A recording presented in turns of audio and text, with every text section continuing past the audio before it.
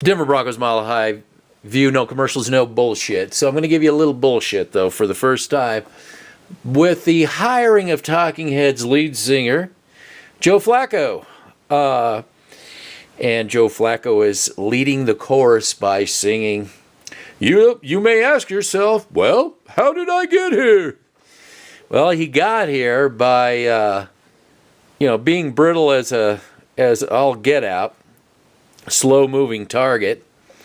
And then you're going to have fans also singing Talking Head lyrics when they say that, same as it ever was, same as it ever was, same as it ever was. No, all bullshit aside, this is not a good hire. For the fact that the Joe Flacco of 2019 cannot be mistaken for earlier versions of Joe Flacco when he was mobile.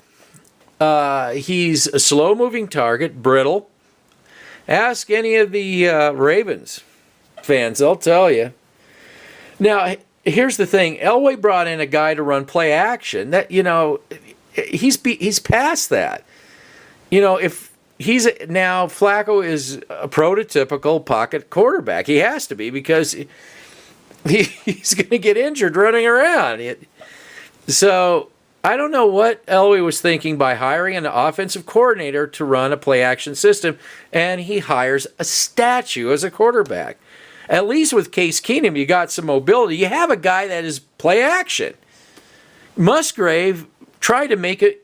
And this is the thing I don't. Again, when I started this again, the very beginning, it was about Elway's ego. It was about the team disintegrating and why it was disintegrating.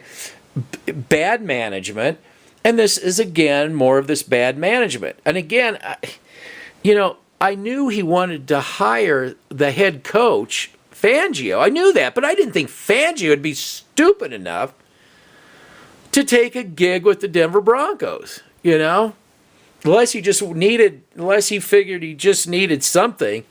Hey, I did something, because this makes no sense at all. And then they're gonna get a quarterback, I'm sure, hire this thin, you're gonna be seeing a rookie quarterback in there by the time this is all done, because Flacco's gonna get injured. And you're asking the coaching staff to build in a system they haven't even run yet, a quarterback they're not even going to be familiar with, really. They haven't figured. It's just a recipe for disaster. It really is. And there'll be people saying, well, that's good because, 2020 Super Bowl or franchise quarterbacks will be raining from the sky, Into what? What are you drafting them into? A cesspool? They're going to be dipped into a pool of acid? We've got ourselves a quarterback, but he's being drowned in a pool of acid. Yeah, that's really going to work out. So you'll fuck up another guy's career, You people just never will learn. You really won't. Bad decision, And believe me, I'm not this Case Keenum fan. But he makes more sense in a play action system than Flacco. Well, he played in a play action. He's not a play action quarterback anymore. He's like Craig Morton now, And I have nothing against. And I don't have anything against Flacco if the Broncos were running a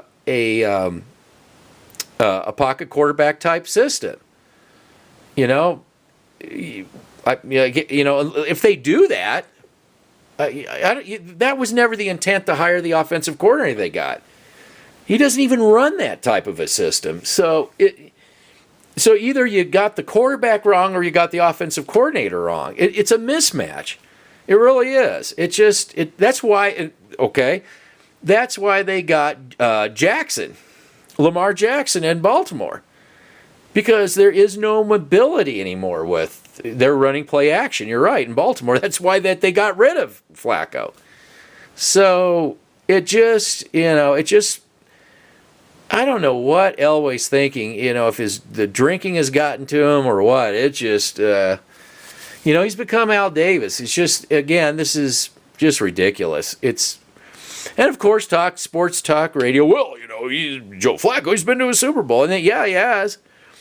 But you don't have the right system. Well, here's the other thing, too, is the offensive line. The offensive line for the Denver Broncos is the league's, or one of the league's worst. One of the league's worst. And yes, you got a guy to fix it, but, it's not, it's good. If you could make it serviceable, it would be fine for a play-action system, but a quarterback system, it's got to be above average. It really has to be above average to even make this thing work. But I just see Flacco getting injured, and I see a quarterback who shouldn't be playing, who's up in over his head. That's what you're going to see next year. I'm calling it now. Flacco's going to get injured, and you're going to see a young quarterback in there who's way over his head, and it's going to show. Everybody's going to want both of those guys out of town. You mark my word on this. And they think that when the shiny new quarterback of the 2020 draft comes, he's going to wave magic fairy wands, and everything's just going to be taken care of. And that's not going to happen. How many, have the Denver Broncos turned into the Cleveland Browns is what are we heading into, do we have to go through and put up with all the Cleveland Brown people? I mean, this idea of just draft a quarterback, everything else, don't have a good team around him. And I get sick and tired of this too. Like, say, for instance, Nick Foles. Well, yeah, Nick Foles did good because he had all these good players around him. That's the only reason he was good. Well, duh. Look at Brady. His whole career he's had great players around him. What the hell is wrong with you people? Yes, you want good players around your quarterback, but if you just throw everything off to the side about building a team and just put it all on a quarterback, you're like 10 steps behind. Why can't you be like Green Bay when Brett Favre was there? Why can't you be like the Patriots when Drew Bledsoe was there? Why can't you be like the Kansas City Chiefs when Alex Smith was there? Or Seattle when they got Russell Wilson? Why can't you be any of these guys? Why does it have to be the Cleveland Brown method? I just don't understand that. And look how long it took Cleveland to get to where they are now, where they may have a chance. That was decades of stupidity. And it's like, this is the whole thing about insanity. It's doing the same thing over and over again and hoping it's going to change, and it doesn't because you're insane.